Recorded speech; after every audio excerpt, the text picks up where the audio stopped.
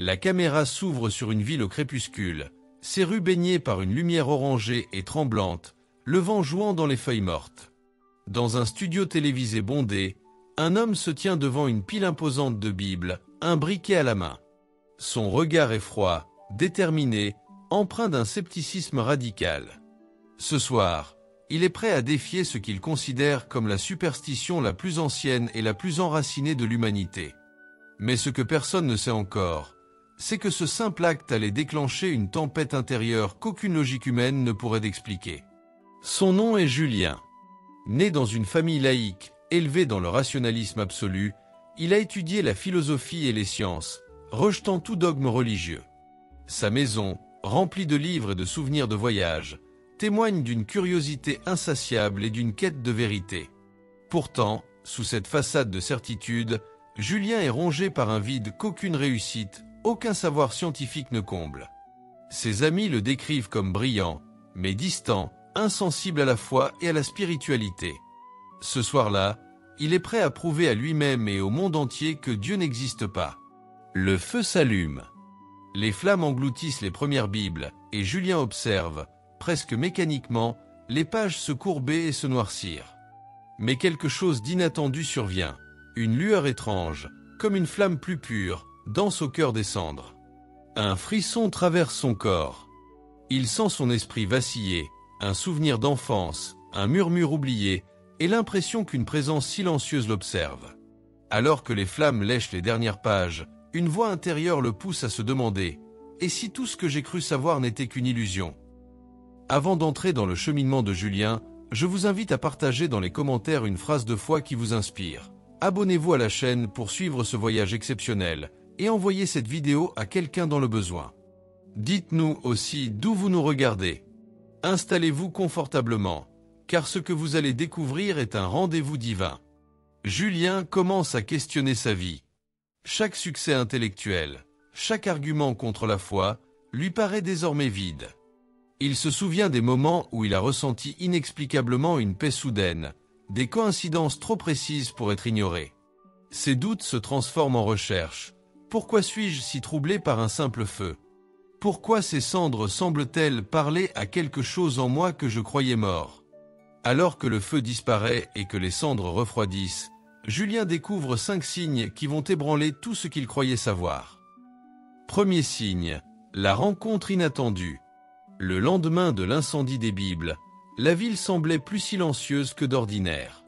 Julien marchait dans les couloirs étroits de l'université, ses mains dans les poches, le regard perdu dans un vide intérieur qu'il n'avait jamais connu. Chaque pas résonnait comme un écho de sa propre solitude. C'est alors qu'il aperçut Marie, une collègue qu'il connaissait depuis quelques mois, mais qu'il n'avait jamais vraiment écoutée. Sa présence semblait irradier une lumière calme, presque tangible, qui contrastait avec le tumulte de ses pensées.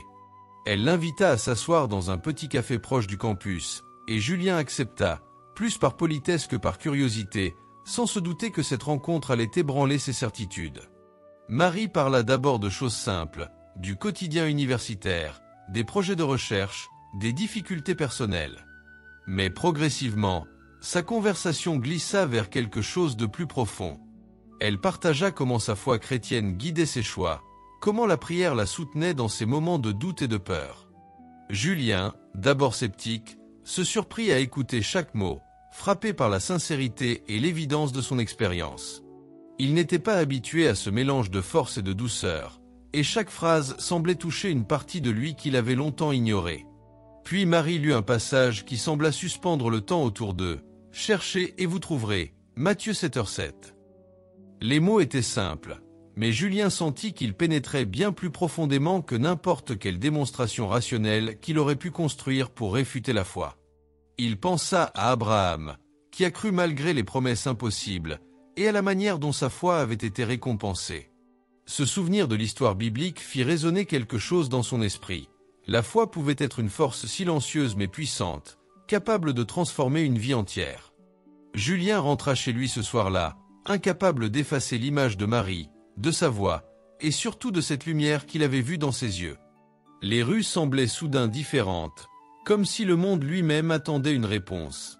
Il se sentait à la fois troublé et intrigué, conscient qu'un voile venait de se soulever, révélant un chemin qu'il n'avait jamais envisagé.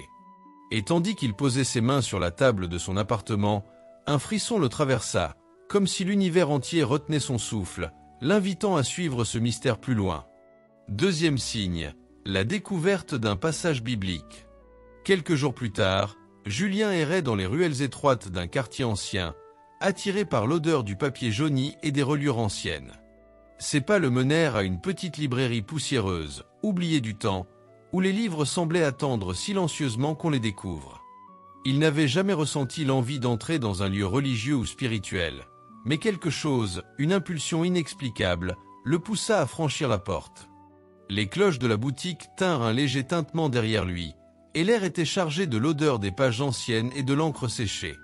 Julien parcourait les rayons, effleurant les couvertures avec un mélange de curiosité et de scepticisme.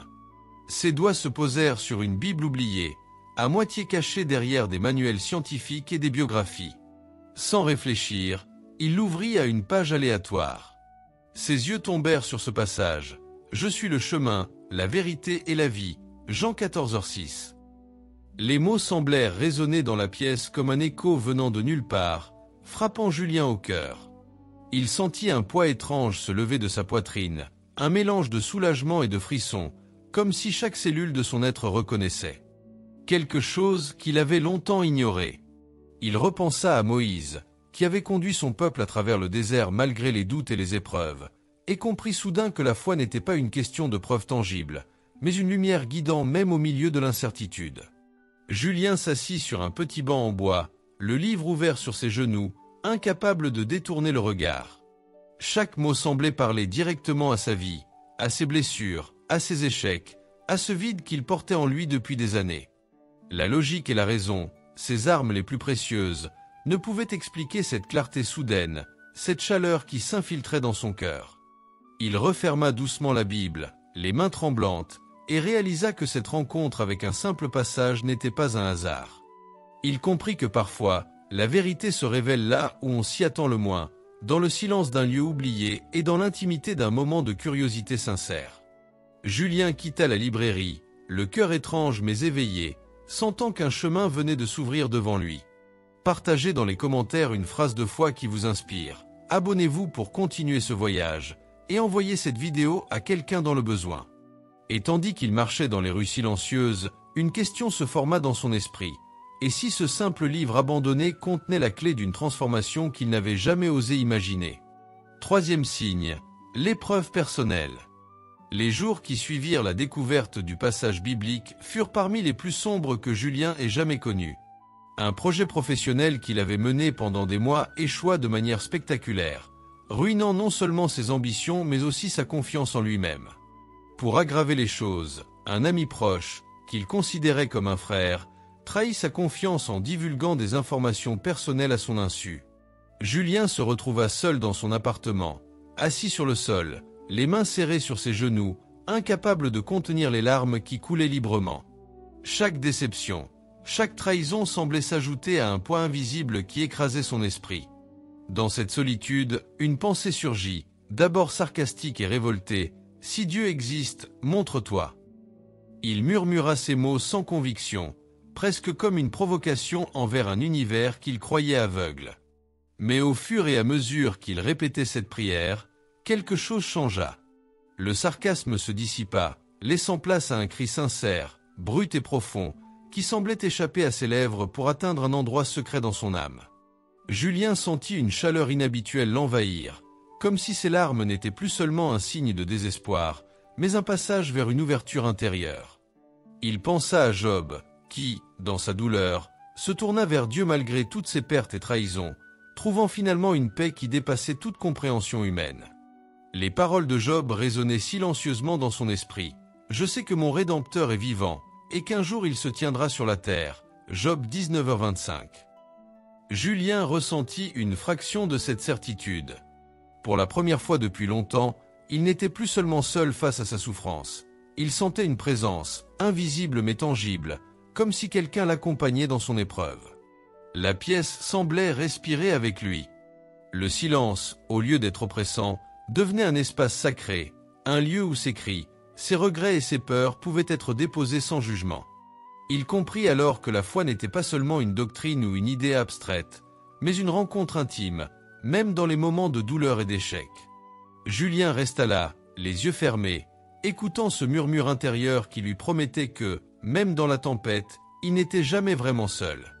Et tandis qu'il ouvrait les yeux sur la nuit qui tombait à travers sa fenêtre, une question subtile mais persistante s'insinua dans son esprit. Si cette paix pouvait naître au milieu de la souffrance, que pourrait-il découvrir si elle s'installait pleinement dans sa vie? Quatrième signe, une expérience spirituelle marquante. Cette nuit-là, le silence de l'appartement de Julien était profond, presque tangible. Les rideaux étaient tirés, mais la lumière des lampadaires parvenait à peine à traverser les vitres, projetant des ombres tremblantes sur les murs. Fatigué par les tourments de ses jours précédents, Julien s'endormit avec un cœur lourd et un esprit agité. C'est alors qu'un rêve d'une intensité inhabituelle l'emporta. Il se retrouva dans un paysage éclatant de lumière, où les couleurs semblaient plus vives, l'air plus pur et le silence plus dense que tout ce qu'il avait connu sur terre. Chaque souffle semblait chargé d'une énergie nouvelle, et chaque pas qu'il faisait résonnait comme un écho sacré. Une voix douce et chaleureuse murmura à son oreille « Viens à moi ». Les mots n'étaient pas imposants ni effrayants, mais porteurs d'une autorité tranquille, capable de pénétrer les recoins les plus fermés de son âme. Julien ressentit une paix immédiate et déconcertante, comme si le monde et tous ses tourments s'étaient soudain dissous dans cette lumière. Il vit des silhouettes d'êtres humains marchant à côté de lui, guidés par cette lumière, mais aucune parole n'était nécessaire. Tout semblait clair et harmonieux, et pourtant inexplicablement réel. Au réveil, le monde familier de son appartement lui apparut étrangement terne en comparaison, mais quelque chose avait changé en lui. Il se rendit compte qu'il ne pouvait plus ignorer ce qu'il avait brûlé, ni les cendres qui avaient éveillé ce questionnement silencieux. La peur, le doute et le scepticisme qu'il avait gouverné jusqu'ici cédaient désormais la place à un émerveillement profond, à un sentiment que tout ce qu'il pensait savoir sur la vie n'était que la surface d'une réalité plus vaste. Inspiré par ce rêve, il posa ses mains sur la Bible laissée sur sa table de chevet et commença à prier, sans comprendre entièrement pourquoi, mais avec une certitude nouvelle, fragile mais puissante. Il se remémora David, berger et roi, qui, dans les moments de solitude et de vulnérabilité, trouva dans sa foi une force qui dépassait toutes les peurs humaines. « Le Seigneur est mon berger, je ne manquerai de rien. » Psaume 23h01. Julien sentit cette vérité résonner profondément en lui, comme un écho intérieur qui ne demandait qu'à se répandre dans sa vie entière. Alors qu'il s'asseyait, les yeux fermés, laissant la lumière filtrer à travers ses paupières closes, une question silencieuse mais puissante germa dans son esprit. Et si ce rêve n'était que le début d'un chemin plus vaste, capable de transformer non seulement son cœur, mais sa vie entière? Cinquième signe, la clarté du christianisme. Les jours suivants, Julien passait ses heures dans une contemplation silencieuse, revisitant sa vie passée à la lumière de ce qu'il avait découvert. Il se souvenait des longues années où la rationalité et la logique guidaient chacun de ses choix, où la science semblait être le seul refuge de vérité. Mais maintenant, tout cela apparaissait partiellement voilé, limité, comme s'il avait regardé le monde à travers un prisme incomplet. Il réalisait que ses succès intellectuels n'avaient jamais comblé le vide intérieur, et que ses certitudes rationnelles avaient été impuissantes face aux questions les plus profondes de son cœur. Julien repensa à Abraham, qui avait quitté son pays sans savoir où il allait, guidé uniquement par la promesse de Dieu. Abraham avait cru malgré l'incertitude, et sa foi avait ouvert un chemin que la raison seule n'aurait jamais pu tracer. De la même manière, Julien comprit que la foi n'était pas l'opposé de la raison, mais une lumière qui complète et transcende la compréhension humaine. Chaque contradiction, chaque blessure, chaque doute qu'il avait tourmenté trouvait désormais une réponse dans la grâce, l'amour et la paix que Dieu offrait sans condition. La vérité ne se mesurait plus seulement par des preuves tangibles ou des arguments intellectuels, mais par cette rencontre intime entre le cœur et le divin. Assis dans la lumière douce de son appartement, Julien se sentit submergé par un sentiment de clarté et de sérénité qu'il n'avait jamais connu. Il s'agenouilla, ses mains posées sur la Bible ouverte devant lui, et fit le choix conscient de suivre ce chemin, d'abandonner sa peur et son scepticisme pour embrasser la foi avec tout son être. Il n'y avait pas de triomphe dans cet acte, seulement une reconnaissance humble que sa vie avait trouvé une direction nouvelle et authentique. car je connais les projets que j'ai formés sur vous, dit l'Éternel. Jérémie 29, 11. Les mots résonnaient en lui comme une promesse personnelle, une assurance que chaque pas de sa transformation avait été prévu bien avant qu'il ne puisse le comprendre. Alors qu'il restait agenouillé, Julien sentit un souffle léger traverser la pièce, comme une caresse invisible mais certaine, l'invitant à avancer avec confiance. Et tandis que le monde extérieur continuait son cours, il savait au fond de lui que ce n'était que le commencement d'un voyage qui allait bien au-delà de ce qu'il avait jamais imaginé. Le feu a consumé 500 Bibles, mais c'est dans les cendres qu'une vie entière a été reconstruite. Julien ne se vante pas, il ne se glorifie pas. Il partage simplement son expérience, espérant que chacun puisse entendre ce murmure silencieux de la foi. Et si vous aussi, vous laissiez les cendres révéler ce que vous aviez ignoré ?